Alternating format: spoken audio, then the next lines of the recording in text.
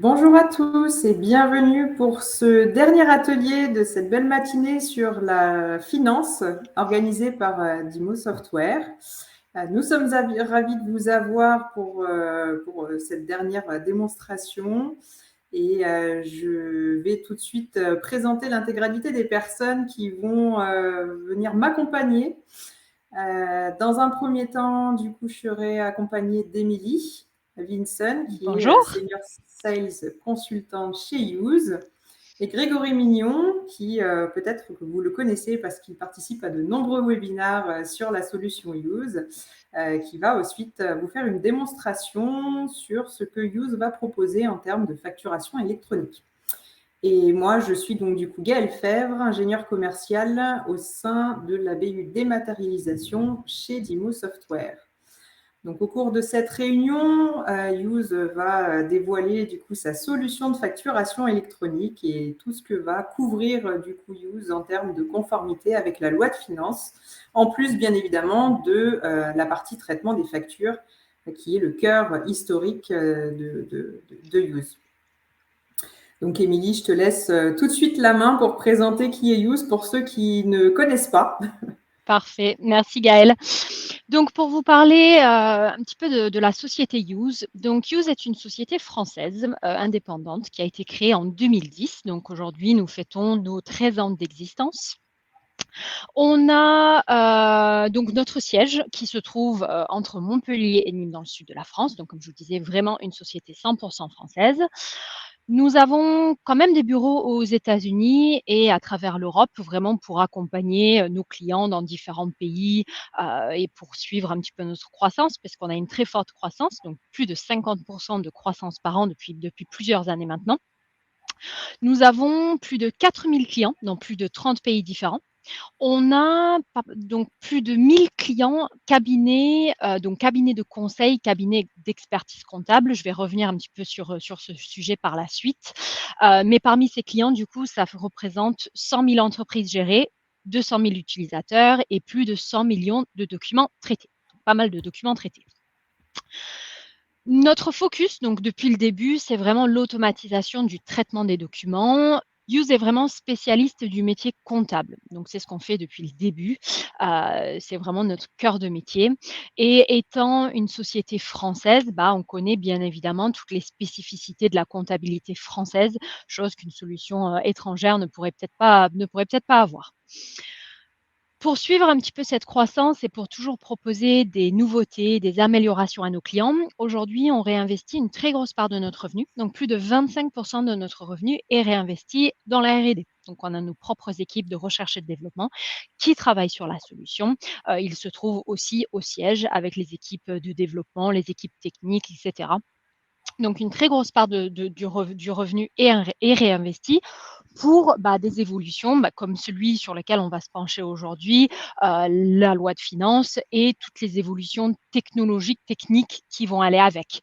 Donc ça, c'est vraiment quelque chose sur lequel on travaille et sur lequel on réinvestit énormément d'argent. On peut peut-être parler de nos clients, Gaëlle.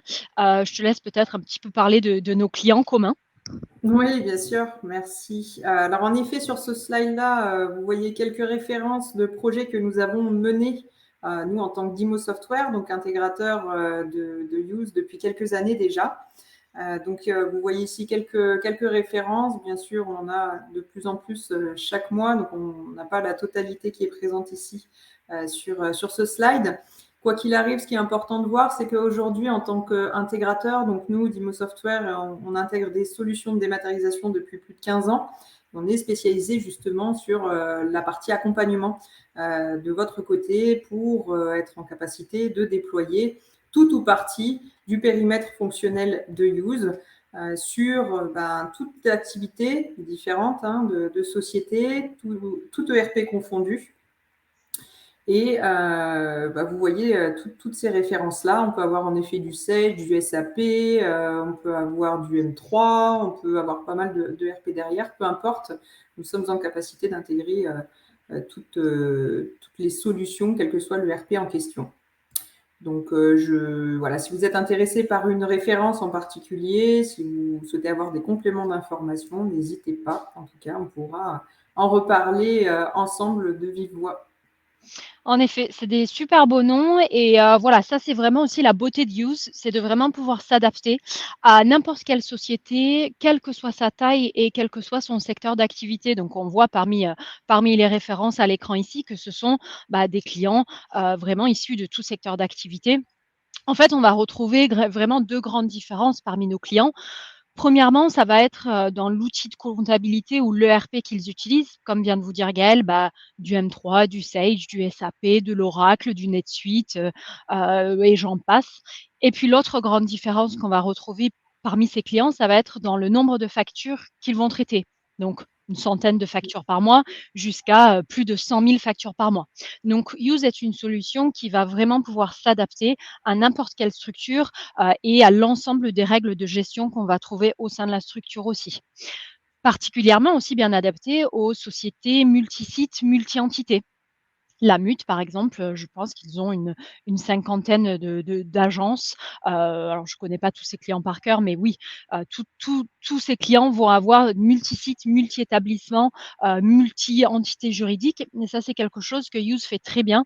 Vous allez peut-être le voir pendant la démonstration, mais c'est un paramétrage qui est très facile à mettre en place et qui permet vraiment de séparer les flux au sein même, d'une organisation.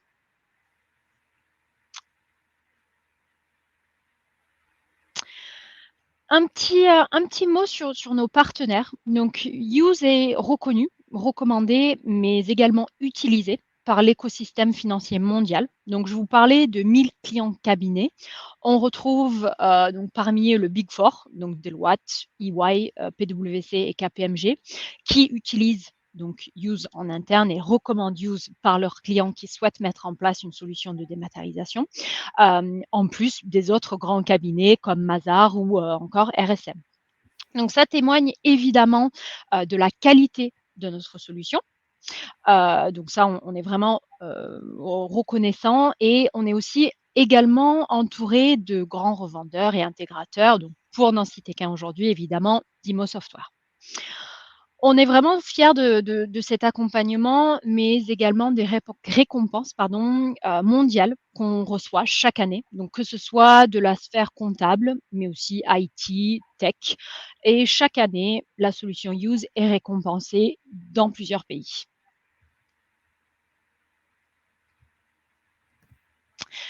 Un petit mot du coup pour entrer dans le vif du sujet, donc sur le positionnement de Use vis-à-vis de cette loi de finances. Donc avec Use, l'ensemble de nos clients seront automatiquement prêts pour la facturation électronique. Donc Use est vraiment la solution unique, collaborative, qui va garantir la conformité, l'automatisation des process achat et vente et l'accès à des nouveaux services de gestion optimisés donc à chaque entreprise. Donc on va vraiment rentrer dans le détail dans les slides suivantes. Donc pour vous parler un petit peu de ce que Use va proposer en tant que PDP. Je vais revenir sur cette terme. Donc on a, nous, depuis le début, vraiment pour ambition de devenir PDP, plateforme de dématérialisation partenaire. Et nous sommes mobilisés sur le sujet depuis plus d'un an avec vraiment des équipes dédiées qui participent aux ateliers de la DGFiP, aux discussions, ce qui aujourd'hui nous permet vraiment de mettre en avant une offre très complète pour nos clients. Donc Use va proposer une offre unique, simplificatrice et conforme qui va adresser l'émission et la réception des factures. Donc pour nos clients entreprises et également pour les clients de nos experts comptables, comme je vous ai parlé tout à l'heure. Donc Use va opérer les échanges et connecter chaque entreprise et son système d'information à tous les acteurs de la réforme. Plateformes privées ou publiques, donc la PPF, les différentes PDP et les OD, les opérateurs de dématérialisation. Donc je pense qu'on n'est pas les premiers aujourd'hui à vous parler de tous ces acteurs, donc je pense que vous êtes au courant de tout ça. On va également donc proposer une plateforme collaborative. Donc Use va fournir une offre collaborative tirant parti de la communauté actuelle de plus d'1 million de fournisseurs présentes sur la plateforme Use et plus de 100 000 entreprises utilisatrices. Donc je vous en parlais au tout début. Donc, ce qui va permettre à tout utilisateur d'inviter ses clients et fournisseurs à utiliser la plateforme et offrir un dashboard et des fonctions de discussion en ligne, des échanges de commentaires, etc., pour faciliter la collaboration et réduire, par exemple, l'ensemble des litiges. On va également proposer un périmètre international. Donc, Use va vraiment avoir une vocation internationale et globale, donc pouvant garantir la conformité dans certains pays. Je vous parlais de clients présents dans plus de 30 pays différents aujourd'hui. On peut avoir des clients qui ont des filiales à l'étranger également. Ça peut être très intéressant pour eux. Et en fonction des réglementations locales, on va avoir des interopérabilités avec les opérateurs et les administrations fiscales des différents pays. Et pour finir, service de gestion optimisé. Donc Use va vraiment dépasser le cadre des échanges de factures en offrant des services supplémentaires qui vont optimiser la gestion des entreprises. Donc ça va être par exemple, une fonctionnalité de paiement fournisseur directement depuis l'application, des relances de règlement client, des contrôles de pérennité fournisseur et des contrôles de solvabilité client. Donc toutes ces choses-là vont venir enrichir, ce que nous devons faire on va dire en standard en tant que PDP, nous allons vraiment nous ajouter des offres supplémentaires pour apporter plus de fonctionnalités à nos clients. Un petit zoom sur le rôle de la PDP aujourd'hui. Donc, je pense que, comme je disais, ce n'est pas la première atelier auquel vous participez aujourd'hui, donc je pense que vous connaissez un petit peu tous ces différents termes que l'on retrouve dans les acteurs et dans le paysage de la facture électronique. Donc, on va avoir différents acteurs qui vont apparaître. Donc, va apparaître un portail public de facturation, c'est ce qu'on appelle le PPF. Donc, sa vocation, c'est vraiment de recevoir les flux de facturation et de paiement et de les transmettre à l'administration. Donc, ce sera pour ceux qui connaissent vraiment l'équivalent de Chorus Pro dans les échanges qu'on a aujourd'hui avec le gouvernement. Vont aussi apparaître des plateformes de dématérialisation partenaires, donc PDP, qui seront donc immatriculées via un audit dont les critères seront précisés par voie réglementaire. Et seuls ces PDP seront habilités à transmettre des factures directement au bon destinataire via un annuaire officiel, mais également au PPF. Donc, elles auront vraiment l'obligation de gérer à la fois l'émission, mais aussi la réception des factures électroniques. Et puis, on va aussi retrouver les acteurs traditionnels de la démat de facture entrante ou sortante qui ne vont pas avoir le statut de PDP immatriculé, donc ne seront pas immatriculés par l'État, et seront désignés comme les OD, des opérateurs de dématérialisation. Et ils devront obligatoirement transiter par une PDP ou la PPF pour transmettre les factures électroniques à leur destinataire. Donc, c'est vraiment les 3 grands acteurs de cette réforme. Et on retrouve ici les acteurs qui vont communiquer ici, donc avec le rôle de la PDP. Donc, vous avez bien compris, l'objectif de Use est d'être une PDP. On retrouve Use ici. Donc, on retrouve en vert ici les flux des factures fournisseurs, les factures clients en rouge et en jaune les flux directs avec la PDP. Donc, c'est vraiment le schéma en Y, comme on l'appelle depuis le début. Je pense qu'aussi vous l'avez déjà vu. Mais donc, pour vous donner un petit peu d'exemples concrets, un fournisseur qui va émettre une facture donc à destination du client qu'on retrouve ici. Le fournisseur va peut-être avoir une PDP qui est différente du client, donc différente de Use. Le fournisseur, du coup, va transmettre sa facture à sa PDP, qui, elle, sera dans l'obligation de la communiquer à la PDP du client, puisque les PDP vont être dans l'obligation de communiquer entre elles. Et la PDP du client, du coup, va réceptionner cette facture pour que le client puisse la traiter. Le client, lui, souhaite envoyer une facture, de la même façon. Si son client ou si l'acheteur n'a pas la même PDP que lui, donc lui qui a Use n'a pas la même PDP, il va pouvoir du coup envoyer sa facture dans Use, qui va la transmettre au PDP de l'acheteur. Et donc, du coup, l'acheteur va réceptionner ta facture.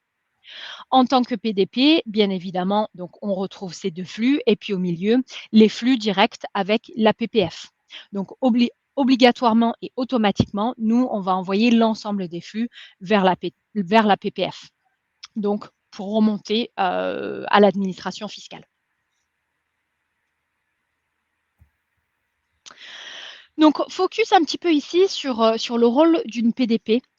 Donc, ce que va proposer Use. Alors, on va évidemment recevoir les factures des émetteurs ou aider à les créer. Donc, ce sera par exemple possible de déposer dans Use une facture au format Word. Donc, peut-être que vous n'avez pas aujourd'hui une solution, un ERP qui vous permet de créer des factures à destination de vos clients. Vous pouvez les créer dans Word, l'intégrer directement dans Use, donc au format Word, et Use va transformer cette facture en format électronique afin de les mettre à disposition de votre client.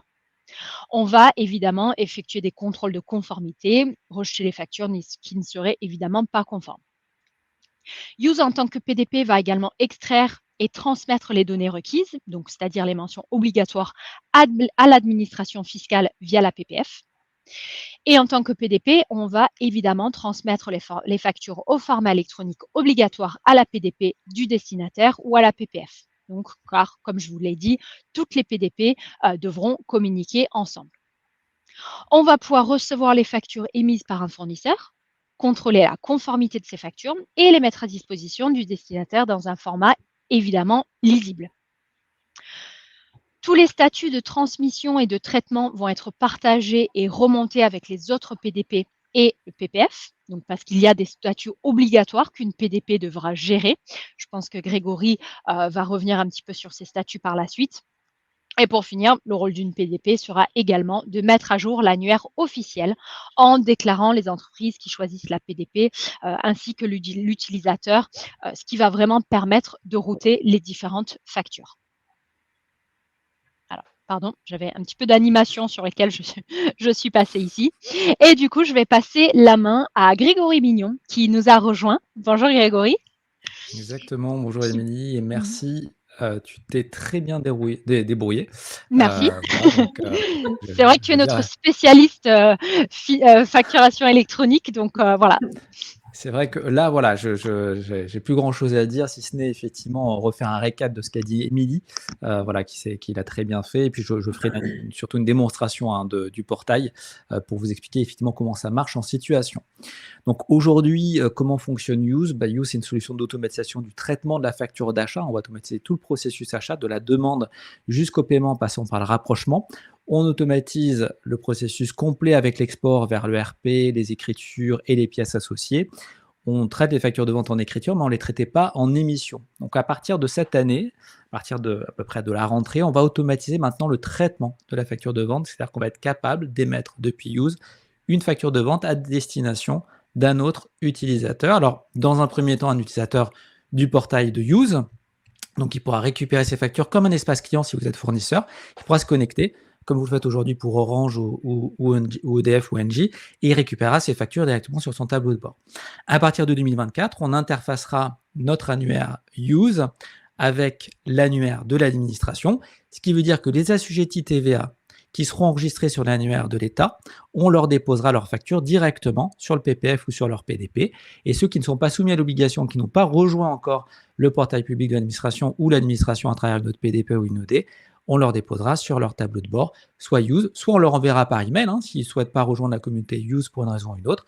Ils recevront à ce moment-là leur facture par email et vous pourrez suivre en tout cas les émissions de factures et les réceptions. Donc vous allez avoir vraiment un mode collaboratif, gratuit, si vous êtes client Use pour vos fournisseurs ou pour vos clients. Vous pourrez les inviter et ils pourront s'y connecter tout à fait gratuitement pour déposer leurs factures s'ils sont votre fournisseur, pour récupérer vos factures s'ils sont votre client.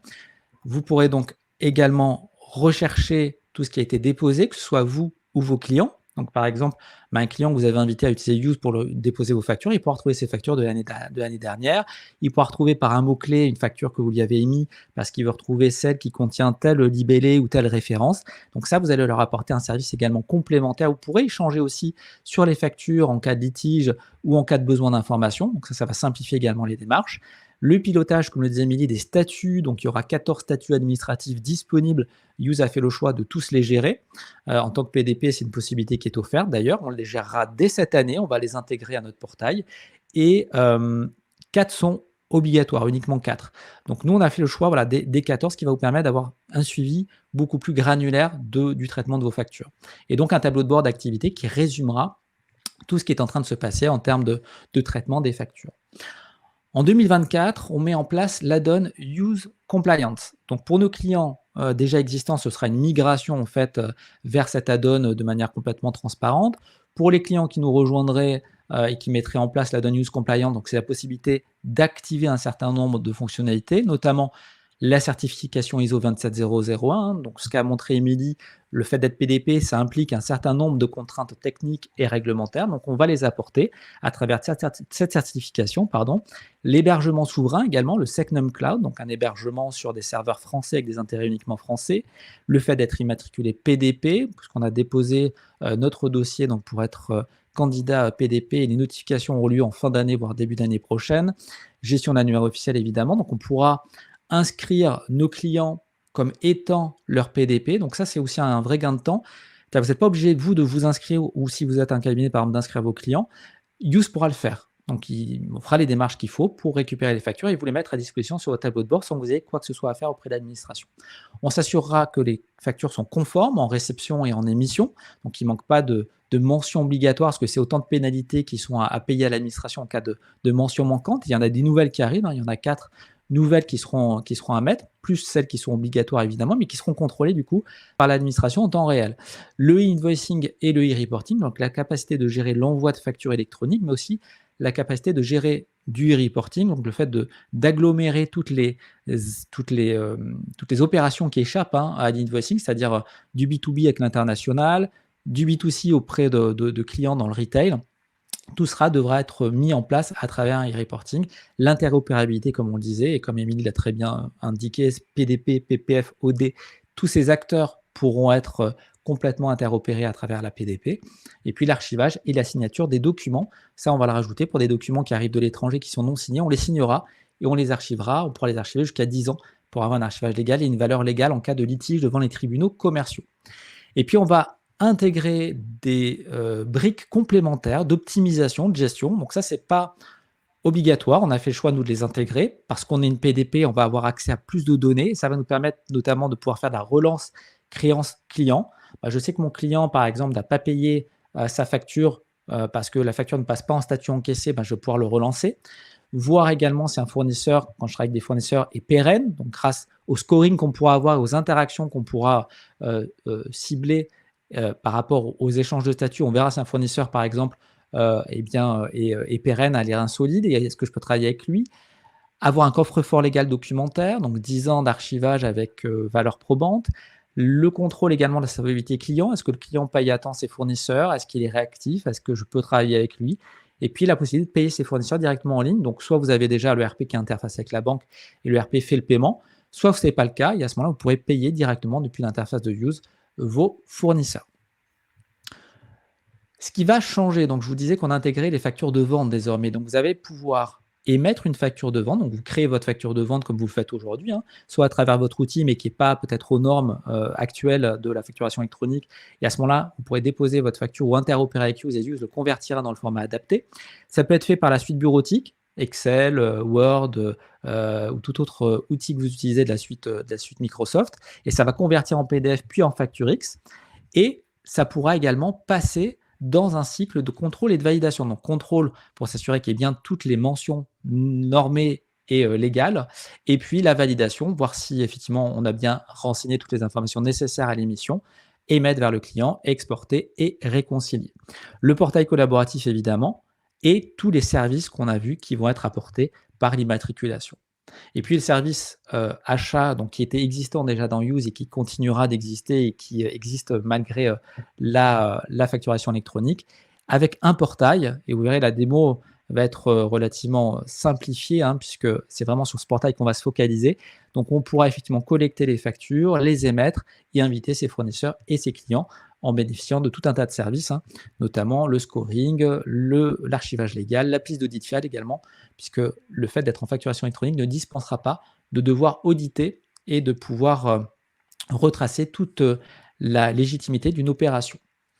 Donc je vous propose de l'illustrer à travers la démo du portail collaboratif de Use. Donc l'idée, c'est de pouvoir vous présenter comment ça se matérialise demain dans un portail qui va être disponible donc, dès cette rentrée, donc je le répète, et qui va fournir les mêmes niveaux de services que ce qu'on fournira en 2024, sauf qu'on va s'interopérer donc naturellement avec l'annuaire de l'État en 2024.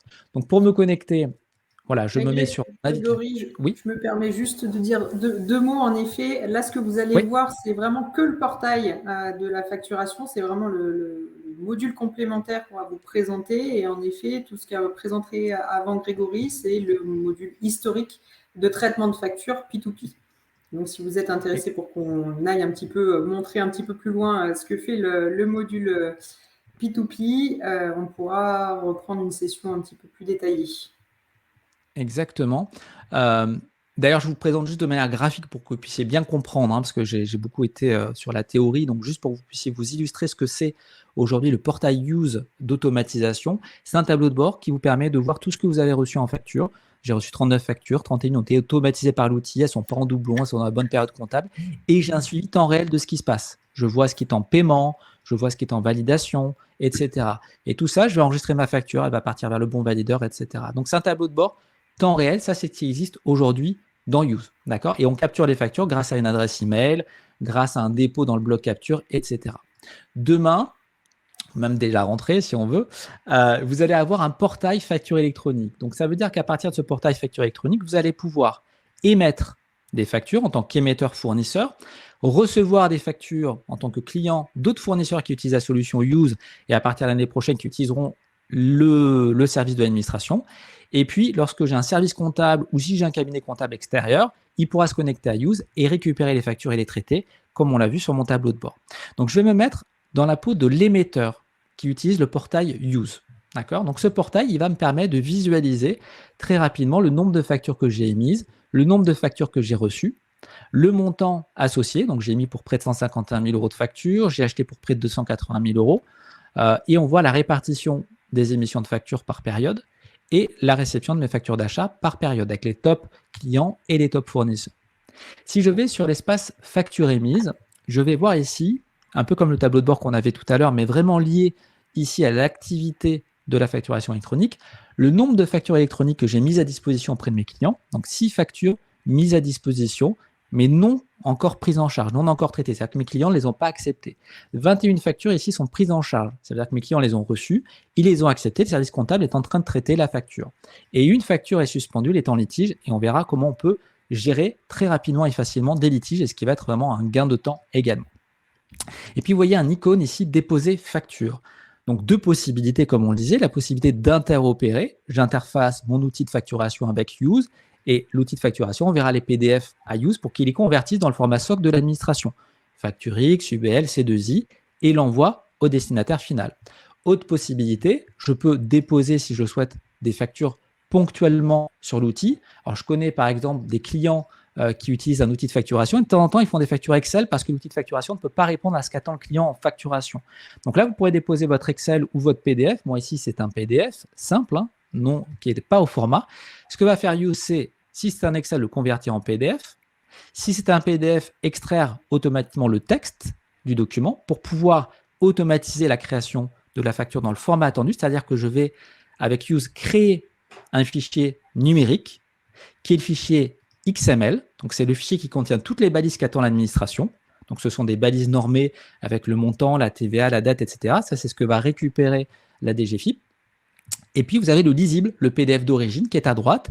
Et ce que va faire Use, c'est qu'il va récupérer toutes les informations de ce PDF lisible. Il les met dans le fichier XML et il me les résume ici à gauche dans le champ propriété. Et je vais pouvoir facilement contrôler la date de facture, la devise, le montant de base, vous voyez, qui me l'encadre sur la facture. Il va me mettre en relation ce qu'il a automatisé pour que je puisse contrôler avant l'émission si je le souhaite. Et on pourra même automatiser le compte d'écriture en bas. Si le client final à qui j'envoie la facture est utilisateur de Use, eh bien, il va apparaître ici comme client. Et mon client, Société Robin, va réceptionner la facture directement dans son portail Use. Et on se placera du côté Société Robin pour voir ce que ça donne. Si je n'ai pas déjà communiqué avec le client, je pourrais à ce moment-là lui envoyer la facture par email. Ou alors, je pourrais lui demander de rejoindre la communauté Use pour pouvoir se créer son compte utilisateur et à ce moment-là, récupérer ses factures directement depuis le portail de Use. Dernier choix, je peux également télécharger la facture convertie normée au format SOC de l'administration sur mon ordinateur pour choisir un autre mode d'émission en rappelant qu'en 2024, j'aurai l'obligation de toute manière de l'émettre par l'annuaire de l'administration. Je ne pourrai plus les mettre en direct au client. C'est juste sur cette phase de transition si je le souhaite. Donc ici, je vais l'envoyer. Ça va partir chez Société Robin. Donc, il prend pendant un petit instant le statut de brouillon, c'est-à-dire que Use est en train de le formater pour l'émission vers Société Robin. Et quand je vais rafraîchir, au bout d'un petit moment, il va passer en mise à disposition. Ça veut dire que Société Robin, voilà, il est ici, la facture est entre ses mains aujourd'hui. Il faut qu'il l'accepte pour que ça passe en statut prise en charge. Donc, je sais exactement à quel statut la facture se situe chez mon client final. Autre statut qu'on a évoqué, le statut suspendu. Donc là, j'ai une facture de vente que j'ai envoyée à mon client Vinci, qui a été mise en litige, qui a été suspendue. Eh bien, j'ai l'information tout de suite. Avant, dans Use, on pouvait la mettre en litige, mais le client final n'avait pas forcément l'information. Enfin, le fournisseur plutôt. Là, maintenant, en tant que fournisseur, si mon client la bloque dans son outil, je vais avoir l'information. Il pourra même me mettre un commentaire. Il pourra même me notifier dans la facture et je pourrai voir le commentaire. Ici, marchandise non reçue.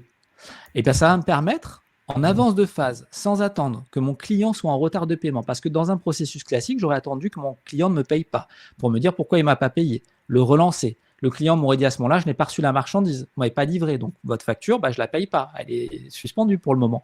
Là, j'ai l'information tout de suite, parce que normalement, la facture n'est envoyée qu'à expédition du matériel. Donc mon client, là, il ne comprend pas parce qu'il a la facture. Normalement, il aurait dû recevoir la marchandise également. Donc il me l'a notifié. Je vais pouvoir lui répondre directement sur son message en lui disant, en effet, souci logistique de notre côté, par exemple, j'ai débloqué la situation. D'accord. Vous devriez recevoir la régule demain, par exemple. Et vous pouvez même mettre un lien de suivi, par exemple, ici dans le commentaire, et vous envoyez la réponse à votre client. Si entre-temps, votre client a reçu la marchandise, effectivement, et que c'est conforme, il va pouvoir répondre, en effet, bien reçu, je débloque la situation.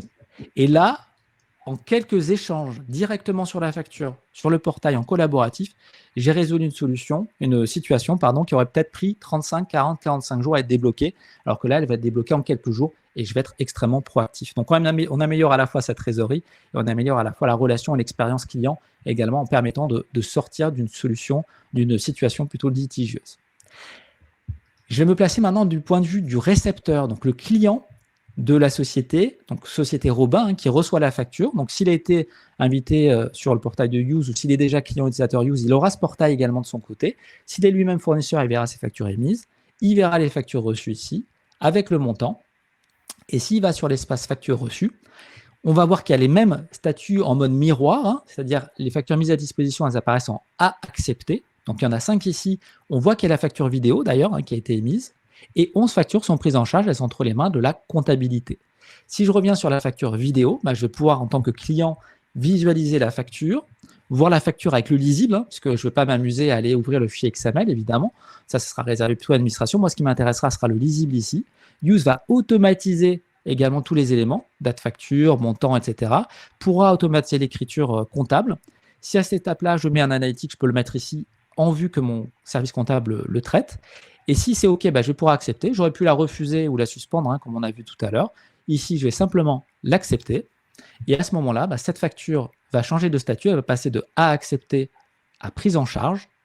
Et de son côté, le fournisseur, donc si c'est moi le fournisseur, sur mon portail facture émise, je vais voir effectivement que la facture vidéo qui a été envoyée à Société Robin, donc ma facture, est bien entre ses mains, en cours de traitement par son service comptable. Elle n'a ni été suspendue, ni en attente, elle est bien prise en charge. Donc, je vois la progression au fur et à mesure de son traitement. Et ensuite, évidemment, le service comptable ou le cabinet comptable, si vous avez une comptabilité externalisée, pourra se connecter. Si je suis le service financier comptable ou le comptable de vidéo, je verrai la facture de vente à traiter ici. Si je suis le comptable du client final, la Société Robin, je verrai la facture vidéo à traiter ici, et elle sera évidemment déjà automatisée dans le traitement Use, donc le compte de charge, la TVA, et je pourrai l'enregistrer et l'envoyer au bon valideur dans la suite du processus. Donc on peut imaginer que cette phase de prévalidation, elle est destinée à un assistant administratif, elle peut être destinée à un valideur également, qui fait la validation avant l'enregistrement comptable plutôt que de le faire après. Tout est imaginable. L'avantage ici, vous l'avez compris, j'espère, c'est d'avoir un statut évidemment qui est suivable en temps réel, qui est traquable, et puis avec également mon activité complètement intégrée dans mon interface Use, qui sera vraiment sur mon espace, mon portail, et qui sera un ajout de fonctionnalité transparent pour les utilisateurs et que vous verrez apparaître dès lors que vous créerez Use à partir de la fin de cet été. Je ne sais pas s'il y a des questions. Il est 12h25, donc ça nous laisse un petit peu de temps, je pense, pour pouvoir répondre. Merci Grégory, en tout cas, pour cette belle démonstration. On a en effet quelques questions. Une première qui demande si les fonctionnalités de contrôle facture automatisées, commande, réception et facture, sont intégrées dans le process P2P. Oui, tout à fait. Oui, tout à fait. Commande, réception, rapprochement, facture sur commande, envoi vers un valideur une fois que le rapprochement est fait ou pas, si on estime que le rapprochement est correct, qu'il n'y a pas besoin de valider par la suite. Tout ça, évidemment, va être intégré. Donc, une fois que la facture est récupérée par le portail, elle est intégrée dans le processus. Ça démarre dès la demande d'achat. On peut faire des demandes d'achat dans Use. On peut générer une commande. On peut gérer la réception, que ce soit du matériel ou des services. On va pouvoir rapprocher, voir s'il y a des écarts, envoyer ensuite à la compta, envoyer à un valideur, envoyer au paiement. Tout ce processus complet-là est intégré dans l'interface de Use et le portail est simplement un ajout fonctionnel au processus complet déjà existant. Donc oui, on a toute cette automatisation-là qui est déjà dans Use. Merci Grégory. Une deuxième question, comment est-il possible de valider une facture d'achat selon notre process de validation actuel? Alors là, j'imagine peut-être que c'est parce que vous avez une autre solution, c'est ça peut-être en interne de traitement. Grégory, je ne sais pas si tu veux répondre. Alors, il y a deux possibilités. Soit, effectivement, on veut calquer le processus déjà existant. Auquel cas, dans Use, on peut paramétrer des circuits de validation qui seront exactement ceux que vous avez aujourd'hui en interne. On peut créer des étapes de validation, par exemple, et dire notamment tout ce qui est facture de télécommunication, l'Axe Analytique Técom, par exemple, va chez Leslie. Mais ça peut être une référence de chantier, ça peut être un montant, ça peut être un type d'achat, un nom de fournisseur, ça peut être plusieurs critères associés. Donc, on peut reproduire ça dans Use. Autre possibilité, vous avez un outil achat métier avec un circuit de validation. On peut respecter également ce circuit de validation métier, récupérer à ce moment-là éventuellement la commande si elle est issue d'un outil métier pour la mettre dans Use. On peut éventuellement envoyer également une commande rapprochée dans un outil de GESCO, dans un ERP, si le circuit de traitement doit continuer à cette étape-là. Tout est envisageable en tout cas. Ce qui fait la force de la solution Use, c'est l'interopérabilité. On va pouvoir communiquer avec les outils existants ou calquer ce qui existe directement dans les processus de Use qui sont nativement paramétrables au niveau des circuits de traitement. Merci de nouveau, Grégory. On a une autre question. Quelles sont les plateformes de facturation client actuellement interopérables avec Use? Et Use permet-il d'éditer des factures de vente directement ou faut-il passer par un tiers? Alors, deux très bonnes questions. Je vais prendre la dernière qui est simple à répondre. Est-ce que Use est un outil d'édition de facture? Non, c'est un outil d'émission de facture à terme. C'est-à-dire qu'on n'a pas vocation à être un éditeur de facture. Pourquoi? Parce qu'il y a beaucoup d'outils de facturation qui ont des spécificités métiers, qui ont été configurés d'une certaine manière et on ne souhaite pas refaire faire ce travail aux utilisateurs. Donc, on va simplement interopérer, comme on le disait, pour récupérer les factures. Et à ce moment-là, l'outil d'édition de facture de vente va déposer tout ça sur notre serveur et on va émettre vers le bon destinataire en contrôlant toutes les mentions comme je l'ai expliqué.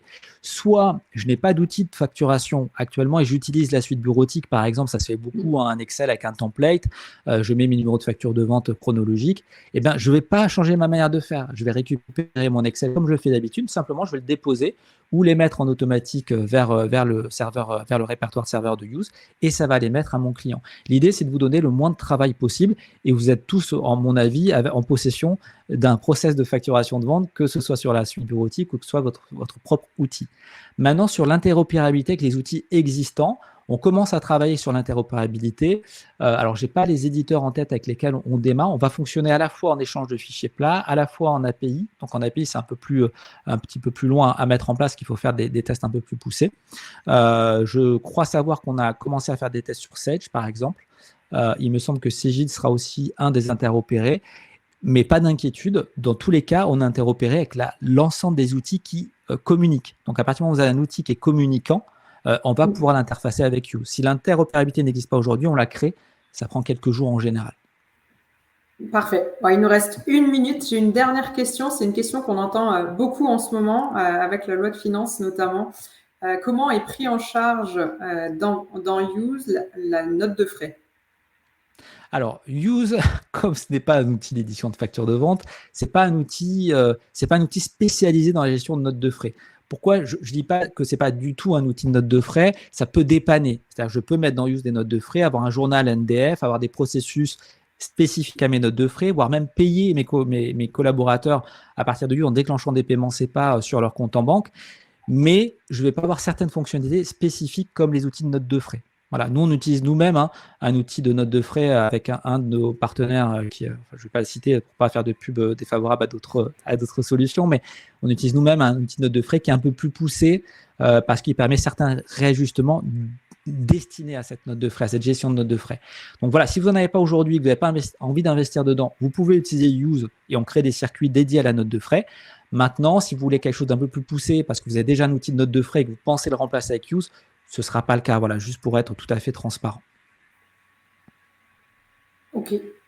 Alors, dernière question, hein, en 30 secondes. Ouais. L'interface que nous avons pu voir est-elle définitive ou l'UX design va évoluer? Alors, celle que je vous montre ici, ce n'est pas la définitive. Celle qui est en train d'être finalisée, c'est cette vue-là, qui est encore en cours de réajustement, qui est un peu plus intégrée dans Use, puisque l'onglet Mon portail va se situer directement dans l'interface, d'accord? Donc, ce que je vous montrais là, c'était un peu le prototype, mais on a le même esprit. Vous voyez, graphiquement, c'est un peu plus joli quand même, ce que je vous présente là. Enfin, je trouve personnellement. Et je vais avoir facture émise ici, mais c'est la même chose, émise par la plateforme, mise à disposition, prise en charge. Vous retrouvez le même contexte graphique et facture reçue, c'est la même chose. Donc, ça va quasiment pas changer, si ce n'est ce tableau de bord ici, ce pré-tableau de bord, vous voyez, qui est ici en forme de camembert au lieu d'être en forme d'histogramme. Voilà, et ça peut être encore source de changement graphiquement. Mais sinon, l'interface, la disposition restera la même. Merci beaucoup, Grégory. Merci beaucoup, Émilie. On arrive à la fin de cet atelier, à la fin de cette matinée sur la finance. Je vous remercie encore à tous, Grégory, Émilie, pour votre grande participation, puisque moi, je n'étais que, on va dire, petite animatrice au cours de cet atelier. J'espère qu'il vous a plu. En tout cas, n'hésitez pas si vous avez des questions complémentaires, si vous voulez qu'on aille un petit peu plus loin sur toutes les possibilités offertes par Use dans son intégralité. De toute façon, vous allez recevoir à la fin de cette réunion le replay avec le PDF. Et on reste bien évidemment à votre écoute pour prolonger cet échange. Merci à vous tous et surtout, bon appétit, bon déjeuner, parce que c'est l'heure et je vous dis à très vite. À bientôt, merci à tous. Au revoir. Au revoir. À bientôt.